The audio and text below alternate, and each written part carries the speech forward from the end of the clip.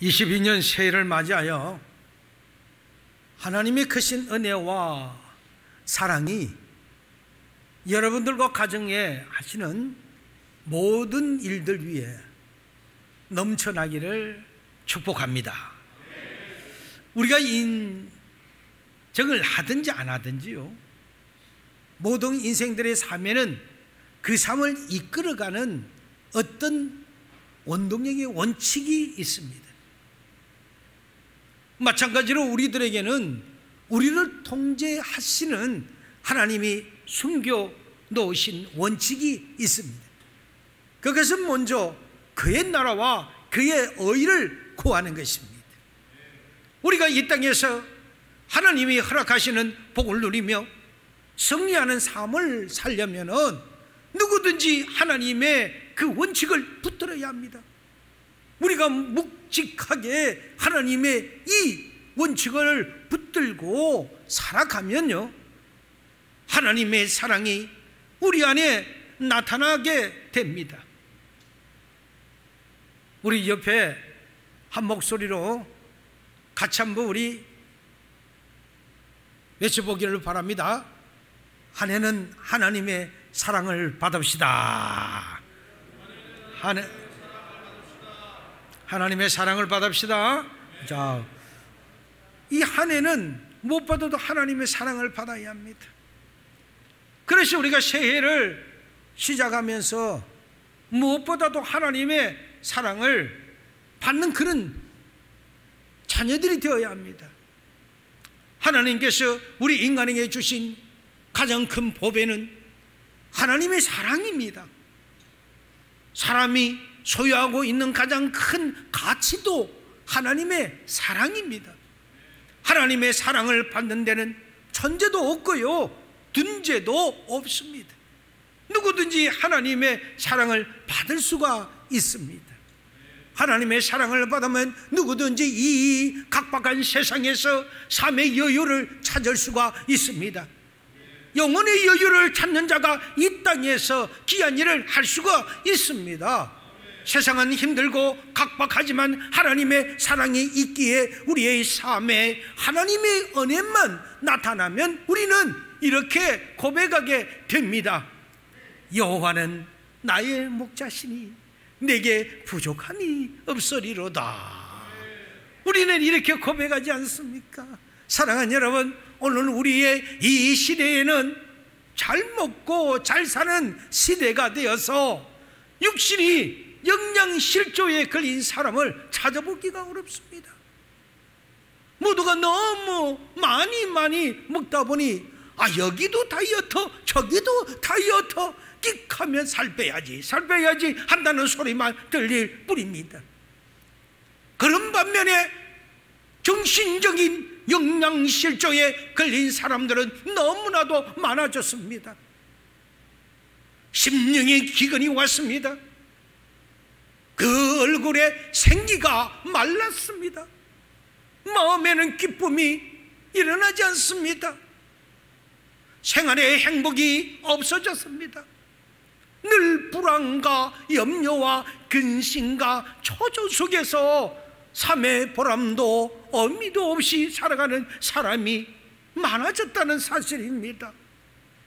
가만히 주위를 보십시오. 오늘 이 땅에 수많은 인생들이 그 인생의 맛을 잃어버리고 살아가는 이유가 무엇입니까? 인생의 의미와 보람을 잃어버리고 살아가는 이유가 무엇입니까? 돈이 없어서일까요? 옷이 없어서일까요? 아니면 가족이 없고 직장이 없어서일까요? 아닙니다. 그 영혼에 하나님의 사랑이 없기 때문입니다. 하나님의 사랑이 없는 한 그의 인생은 향기가 없는 꽃과 같습니다. 살아있어도 죽은 영장과 같습니다. 어떤 사람도 하나님의 사랑을 받지 못하면 그냥 시들시들해집니다. 하나님의 사랑을 받지 못하면 그 마음이 완악해집니다. 하나님의 사랑을 받지 못하면 그의 입술의 말이 거칠어집니다. 그 인생에 하나님의 손이 붙잡혀 지금까지는 그 영혼의 의미와 보람을 찾을 수가 없습니다. 그러므로 이 금년 한 해를 시작하는 이 새해는 하나님의 손길에 붙들린 바 되어서 순종하는 가운데 하나님의 사랑을 간구합시다. 그리고 세상 사람들이 무식하다고 할 정도로 그의 나라와 그의 의를 구하고자 하는 그런 이 하나님의 원칙을 붙잡고 살아가시기를 바랍니다. 오늘 본문 말씀은 우리가 눈으로는 사명을 확인할 수 없을지 몰라도 그가 사명적 존재로 사는지 아는지를 확실하게 아는 방법이 있다고 말씀하고 있습니다. 그것은 바로 그 사람의 사는 모습을 보는 것입니다. 삶의 모습을 통해서 그의 믿음됨과 사명적 존재로서 행동에서 발견할 수가 있다는 것이지요. 예를 들면 바람이 붑니다. 지난 며칠 전에 바람이 엄청 불었지요. 아침에 39층에서 바깥을 보니 한강변에 있는 강고판이라든지 또는 현수막이 찢어졌습니다. 창을 떼게 세차게 때리는 바람 소리에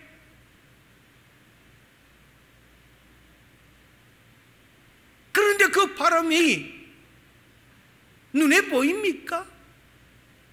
바람을 보는 사람은 아무도 없을 것입니다. 옛날 사람들은 동네 개들이 바람을 본다고 했습니다. 왜냐하면 바람만 불면 개들이 그냥 화들짝 놀라고 펄쩍펄쩍 뛰니까요, 개들은 바람을 보는가 보다라고 생각을 했던 것 같습니다. 그러나 그것은 이야기일 뿐 실제로 그런 일은 없습니다. 아무리 개의 눈이 밝다고 해도 바람이 보일 리는 없습니다. 바람을 볼 수 있는 대상이 아니기 때문입니다. 그러나 우리가 바람이 있다는 것은 분명히 느끼고 살아가지 않습니까? 사랑하는 여러분, 사명도 그렇습니다.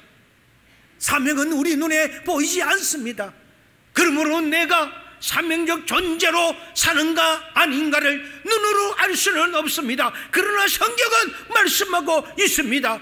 우리가 바람을 볼 수는 없어도 바람을 아는 것과 마찬가지로 내가 믿음 안에서 사명적 존재로 사는지 아닌지를 알 수 있는 방법이 있다고 말입니다. 다시 말하면 사명적 존재로 살아가는 사람에게는 그의 삶의 독특한 모습과 특징이 있다는 것입니다. 그리고 그의 그 삶의 내용을 통해서 그 사명을 바라본다는 것입니다. 그렇다면 사명을 따라 사람에게 나타나는 그 사람의 특징이 무엇입니까? 첫째로 사명을 따라 사는 사람은 위기를 기회로 삼습니다. 사랑하는 여러분, 우리에게 인생에 위기가 다가오지 않는 것이 아닙니다. 다가옵니다.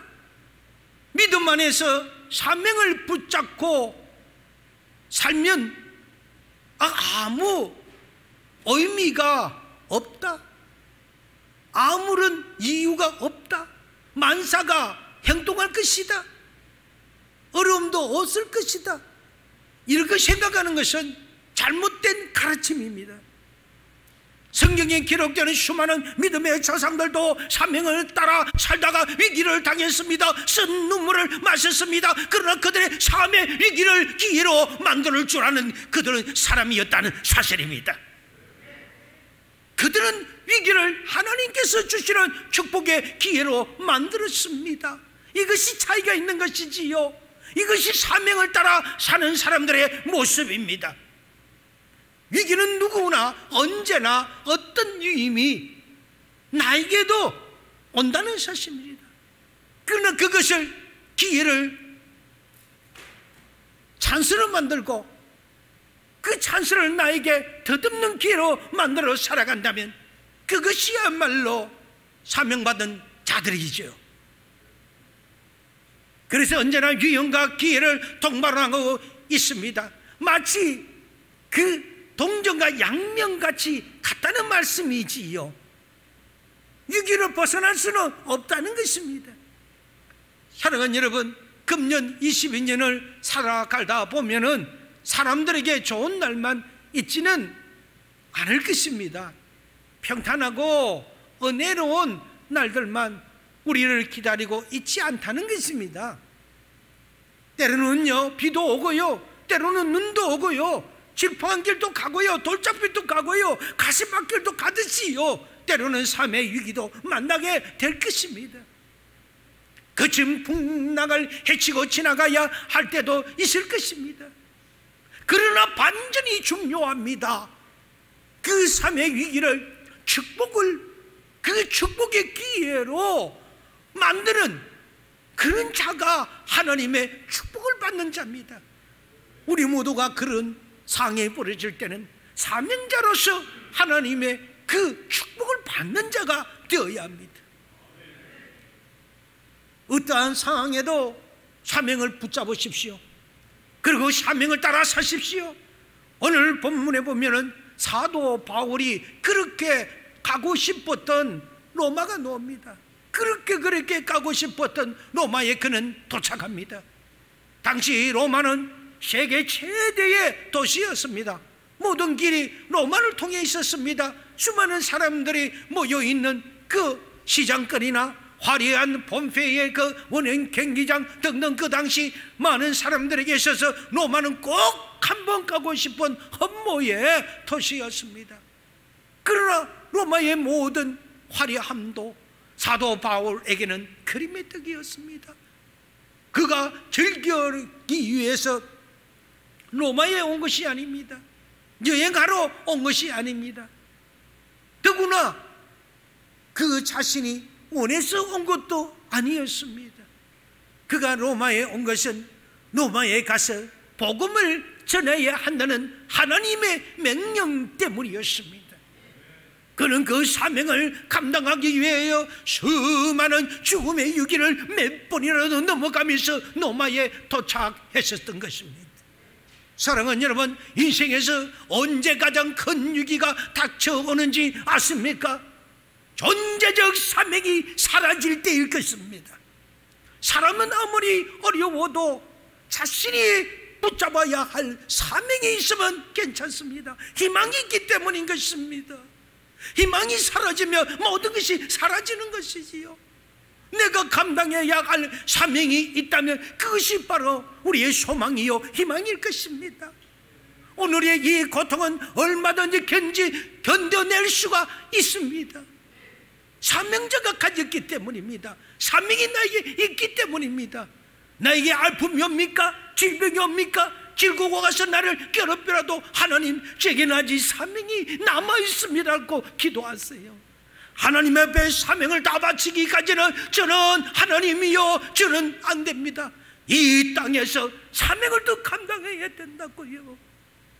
사도 바울도 이 사명 하나를 붙잡고 살아왔습니다. 동족의 위험에 있어서도 고발 고소 등이 많았습니다. 너무 뛰어났으니까요. 시기 질투가 있었으니까요. 수많은 고난을 당하면서도 그는 오직 한 가지 사명을 가슴에 품고 살아왔습니다.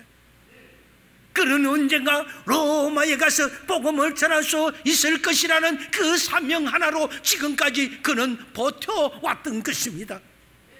그런 그가 로마에 왔습니다. 그러나 그는 자유 몸이 아니었습니다. 그는 죄수의 몸으로 온 것입니다. 예수님의 복음을 증거한다는 것이 그의 제명이었습니다.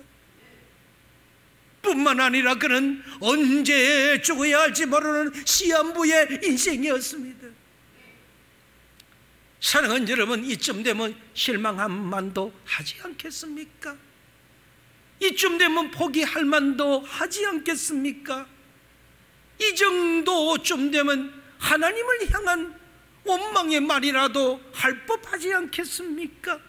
모든 것을 포기해버리고 여기서 이제 모든 것을 다 정리하자, 이렇게 자포자기할 수도 있었을 것입니다.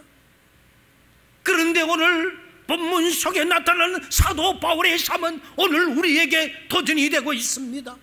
솔직히 이제 같으면 하나님께 원망도 좀 하고 투정도 부릴 법도 한데요, 본문 어디에도 사도 바울이 하나님을 향한 원망을 했다는 말이나 실망했다는 흔적을 찾아볼래야 찾아볼 수가 없습니다. 그의 처지를 놓고 실망하는 것이 아니라 그의 이전과 똑같이 그런 일을 했습니다. 사역을 그들은 진행해 나갔습니다. 아니, 오히려 위기의 순간을 기회로 삼았습니다. 그는 하나님께서 이곳에서도 무엇인가를 이루시기를 원하신다는 사실을 믿었기 때문입니다. 사명을 붙잡고 살아가는 사람에게는 모든 환경이 기회가 될 줄 믿으시기를 바랍니다. 내 질병, 내 경제적 위기, 내 사업의 흔들림, 형제가 준 내 마음의 아픔, 상처, 주위에서 주는 모든 원인들, 이 모든 그들의 마음의 갈등조차도 믿음 안에서 사명을 붙들고 살아가노라면 그것은 오히려 그것이 기회가 될 수 있다고 성경은 말씀하고 있습니다. 사랑하는 여러분, 모세를 보십시오.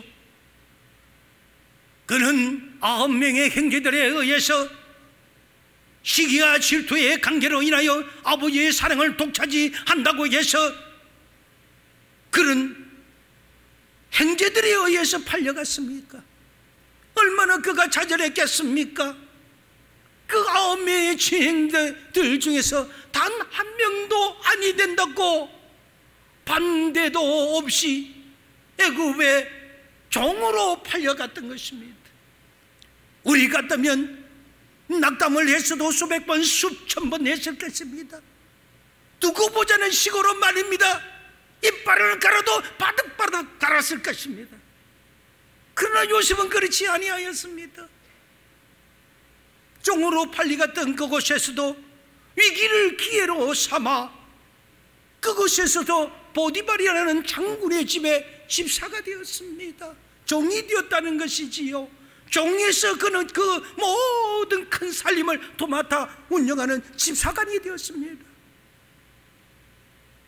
그는 그에게 이제는 고생 끝에 뭔가 이루어지려나 하는 순간에 그는 보디발의 그 장군의 아내로부터 모함을 받아 나라의 고관들이 가는 감옥에 잡혀 들어가게 됩니다.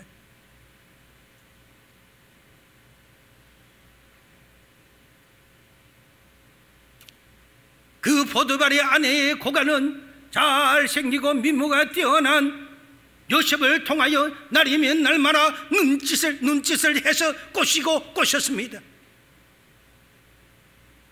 그러나 요셉은 하나님의 사람인지라 저는 그를 원할 수가 없었기에 요셉아, 요셉아, 내가 너를 험마오니 내가 너와 한 번만이라도 어쩌고 저쩌고 저쩌고 하자. 요셉은 아니 됩니다. 나에게 기회를 주고 당신의 주인은 바로 나의 주인이요 보디발의 장군이지 않습니까? 어찌 그런 일을 할 수가 있겠습니까? 마님, 그럴 수가 없습니다. 아마 이렇게 됐었을 거예요.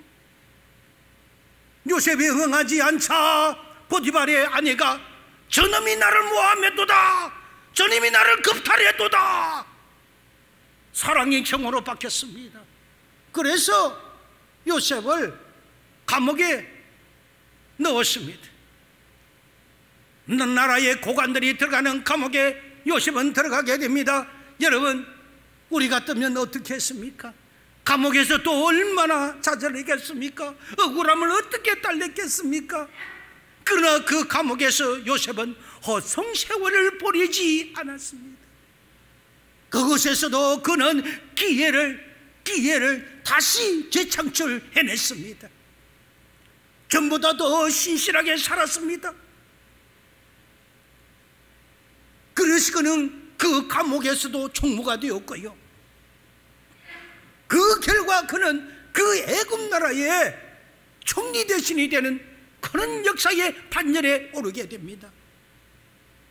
만약에 요셉이 감옥 생활을 하지 않았다면 그 감옥에서 어찌 높은 지식가 높은 사람들을 만날 수가 있겠으며, 하나님의 지혜를 주지 아니었다면 그가 어찌 그들에게 꿈으로 선명한 것을 그걸 해석해 줄 수가 있었겠으며, 나라에 얼음이 온 것을 어떻게 해서 예언을 할 수가 있었겠습니까? 하나님의 지혜였습니다. 사명이 있는 자에게는 하나님의 지혜와 총명을 주시는 것입니다. 그는 그로 인하여 왕 앞에 나가서 일약 왕이 꿈꿨던 것을 아무도 누군가를 해석하지 못하지만 요셉은 해석을 해냈던 겁니다. 7마리의 소가 비리하게 저 언덕에 올라오는 꿈을 꾸고, 또 한편은 그전에는 아주 살찐 소가 올라온 꿈을 꿨습니다. 누구도 그걸 해석하지 못했습니다. 요셉이 그거를 해석해냅니다. 왕이요, 왕이요, 살을 통통하게 쪄서 올라오는 저 7마리의 소는 우리나라가 앞으로는 7년 동안 풍년이 올 것입니다. 그러나 비리하게 말라 붙어서 오는 저 소는 앞으로 7년은 흉년이 올 것입니다. 이거를 대비해야 됩니다.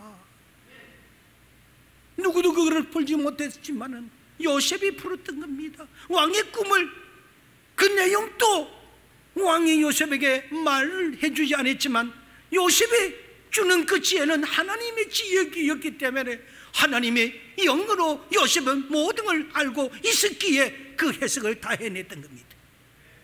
제가 그래서 왕이 놀랍니다. 왕이 가지고 있던, 자기가 있던 인장을 빼서 요셉의 손에 끼워줍니다. 이 나라에는 나 외에 너에게 높은 사람이 없도다. 이 나라를 이제 너가 통치하라고. 그래서 저가 그 나라의, 애굽의 나라의 총리 대신이 되었습니다. 여러분, 총리 대신이 되었다고 해도 임무를 훌륭하게 수행할 수는 없을 것입니다. 아무런 경험이 없었기 때문에. 하나님께서는 여러분 준비해 두신 것에는 실패가 없으십니다. 하나님께서는 우연이 없습니다. 요셉은 그것을 믿었습니다. 신실하신 하나님, 나를 가장 좋은 길로 인도하시는 하나님을 믿었습니다. 그래서 그는 인생의 의미가 올 때마다 그곳에서 헛송생활을 하며 불평하고 좌절하고 원망하고 자기의 인생을 위한 것이 아니라 오히려 그것을 이 길을 기회로 삼았던 저였습니다. 그것이 사명을 붙들고 살아가는 사람의 모습입니다.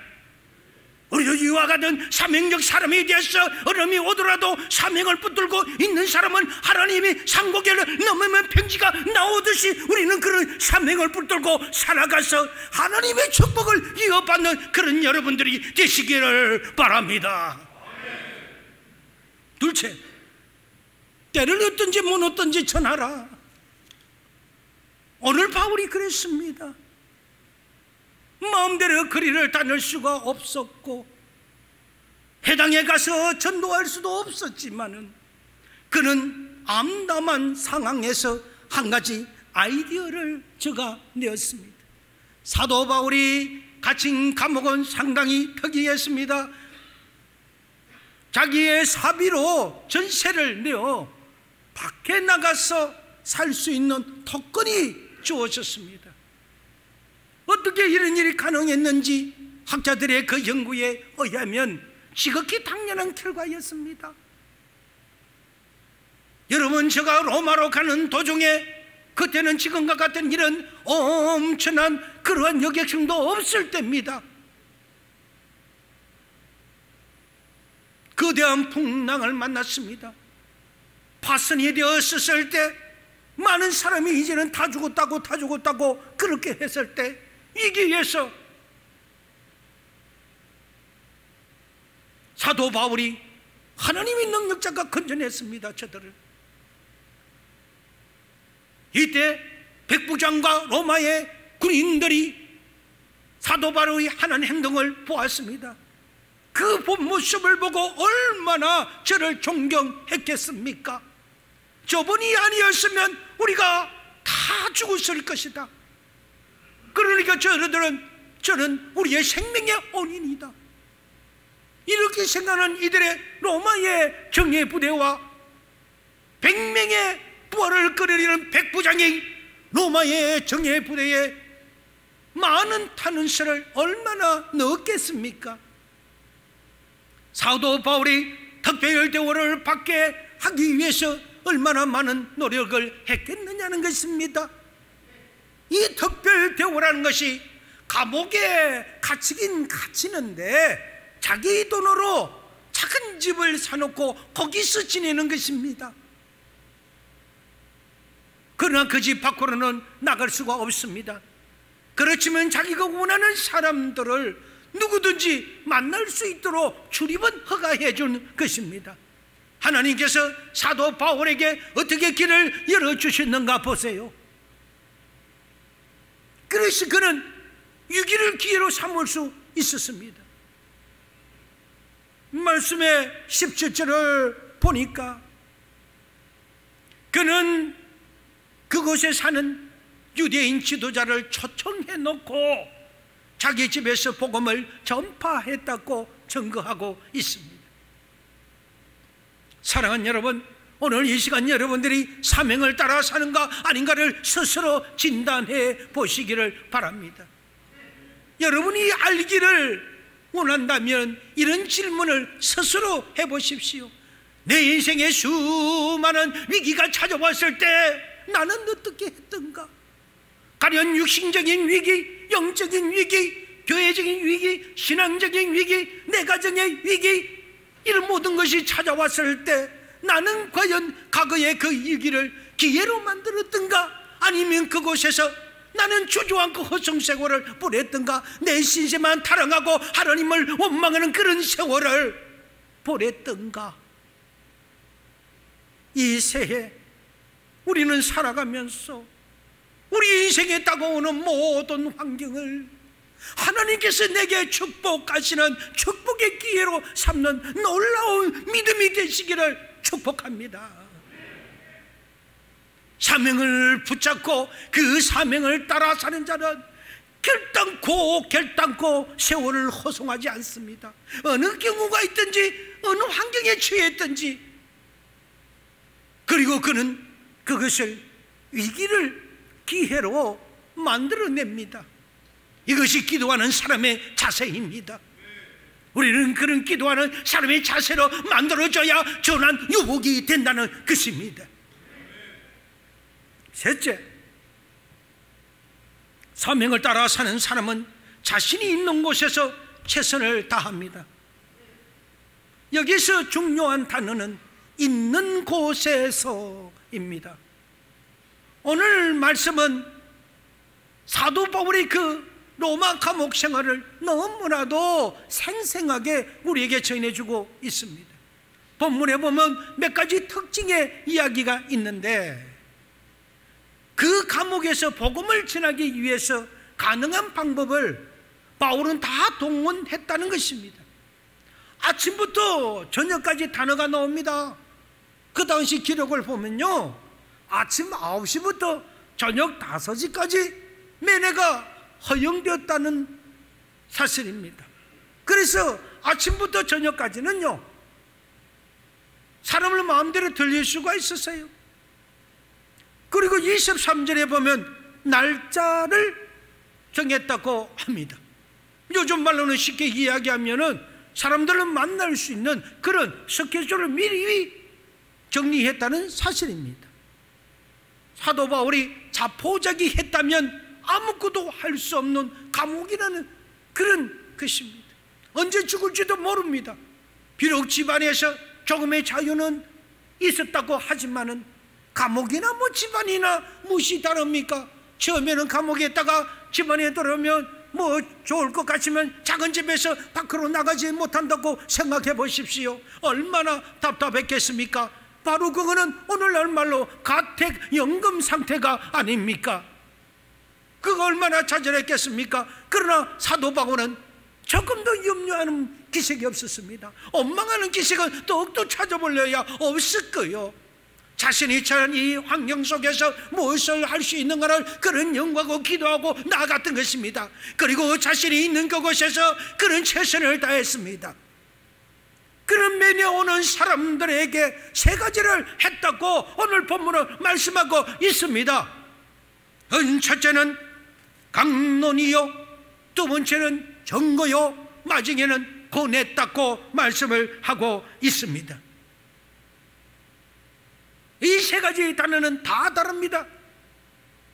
강론은 강도권이죠. 하나님의 말씀을 설명해 주는 것입니다. 그리고 증거는 하나님의 말씀을 선포했다는 것입니다. 그 다음에 권했다는 것은 생활을 터치해 주는 것입니다.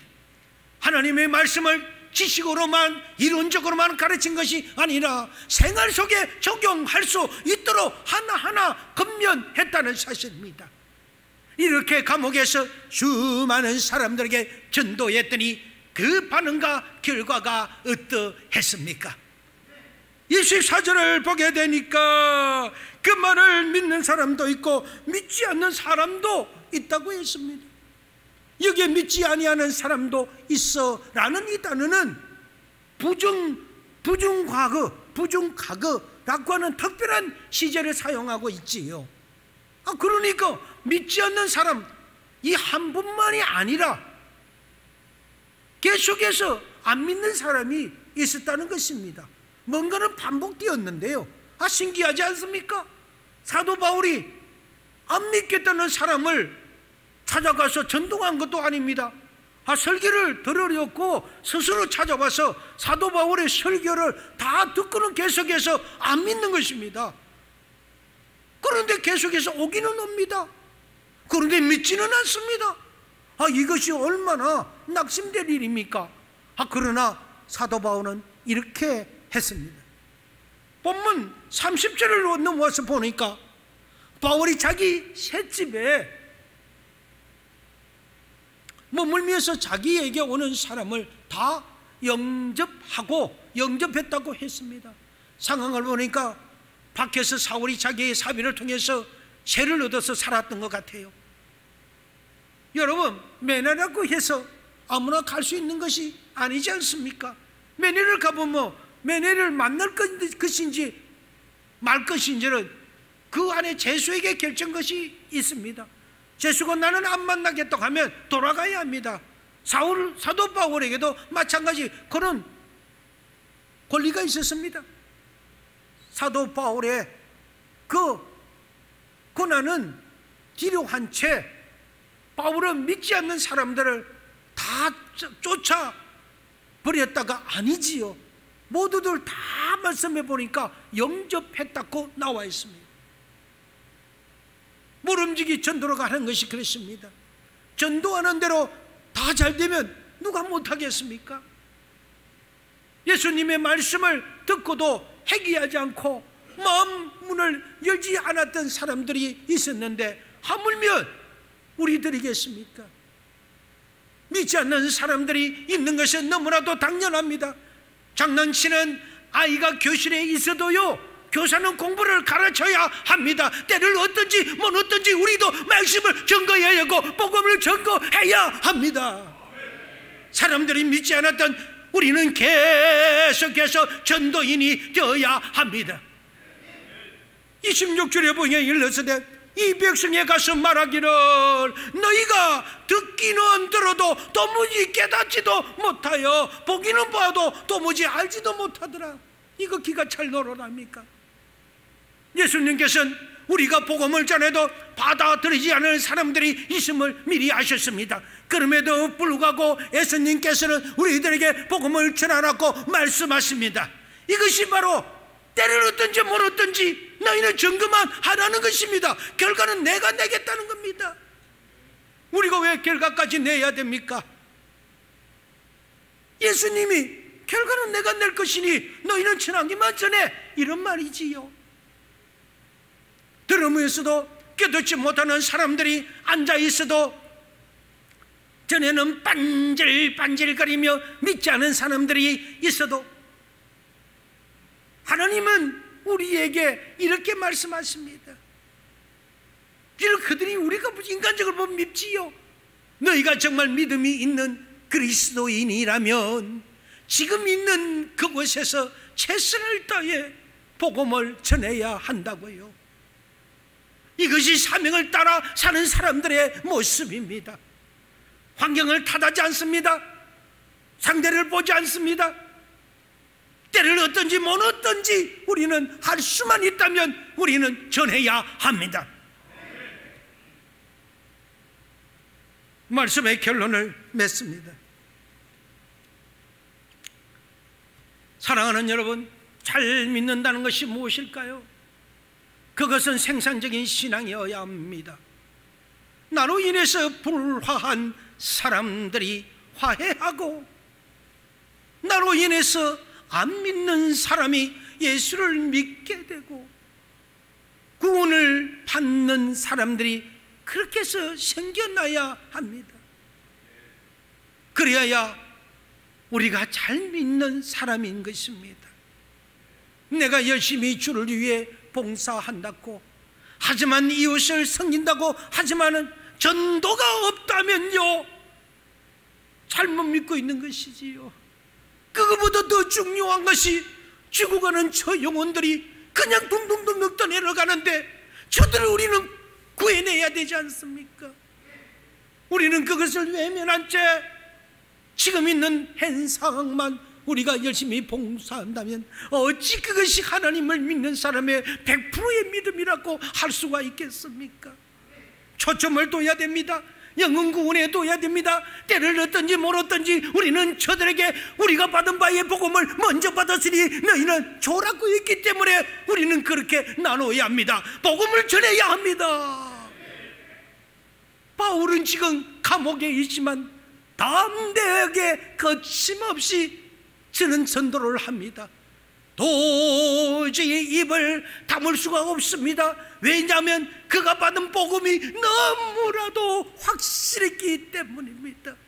내가 받은 하나님의 사랑, 내가 받은 그 은혜, 그 복음의 사실에 구원의 사실이 너무나도 확실했기 때문에 그가 아그리파 왕 앞에서 말한 것처럼 모든 사람이 나와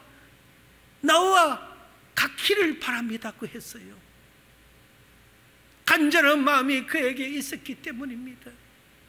그래서 그는 내가 복음을 전하는 것은 부득불할 일이며 만일 복음을 전하지 아니하면 내게 화가 있을 것이다 라고 고백했습니다.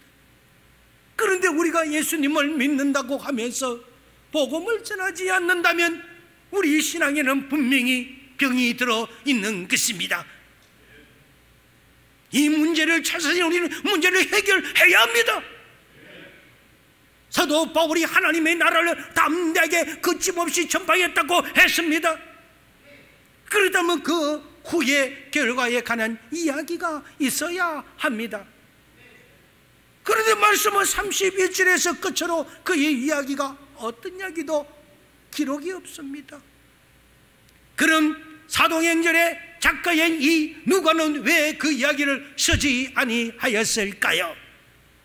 전해지는 이야기로는 바울이 2년 후에 잠시 석방이 됩니다. 그러다가 왕성하게 더 하나님을 증거하고 예수님을 증거하니까 나라에서 또 체포에 들어가서 그 왕은 네로 황제였습니다. 그래서 네로 황제에 의해서 그는 단두대에서 목이 잘려서 그는 죽었습니다. 순교인 것이지요. 사도행전의 작가인 누가는 순교의 이야기를 기록하지 않고 있습니다. 바울은 이렇게 죽었다 등의 사도행전을 통해 그렇게 끝내고 싶지 않았기 때문입니다. 담대하게 거침없이 복음을 전하는데 아무도 그만한 자가 당대에는 없었기 때문입니다. 그렇게 그는 신약 27권의 13권을 그가 전부 다 모든 것을 편지로서 집필하고 집필했지 않습니까? 누가는 그래서 그를 그렇게 마치고 싶었던 겁니다. 하나님의 말씀의 역사는 계속해서 이루어지고 사도 바울은 담대하게 거침없이 복음을 전하고 이렇게 사도행전을 마치고 싶었기 때문이겠지요. 이것이 영원한 복음이요, 우리가 붙잡아야 할 사명입니다. 우리에게 목숨이 와도 죽으면 죽으려는 에스더처럼 우린 나아가야 합니다. 사랑하는 여러분, 사도 바울은 여러 교회 성도들에게 편지하기를 자신은 눈에 보이는 대로 살지 않고 오직 위에서 부르시는 그 사명을 따라 살았다고 고백합니다. 우리도 사도 바울을 따라 그렇게 살았으면 좋겠습니다. 그러므로 시간마다 때마다 어디에 있든지 누구를 만나든지 하나님의 나라를 담대하게 거침없이 전파하십시오. 그것이 하나님의 나라와 의를 구하는 자의 삶의 모습입니다. 우리가 그렇게 살아갈 때 하나님은 우리의 삶을 대신 살아주세요. 하나님은 나를 대신해서 아파해 주세요. 하나님은 나를 대신해서 문제를 해결해 주세요. 나는 하나님 일을 하고 하나님은 나의 일을 하시는 것이지요. 왜 믿음이 없으세요? 왜 넘지 못하세요? 왜 어려워하세요? 왜 지금 눈에 보이는 그것만을 보고 앙앙거리고 이제는 세상이 다 끝난 것처럼 낙심하고 있으세요? 우리는 담대히 나아갈 때, 그때 우리가 그렇게 살아갈 때 하나님은 우리의 그 신실한 인생의 후원자가 되어주실 것입니다. 사명을 따라 하나님이 기뻐하시는 삶을 살아 하나님의 그 후원을 받는 그런 우리 엘림 주창인교회에게 모든 성도들이 되시기를 주의 이름으로 축원합니다.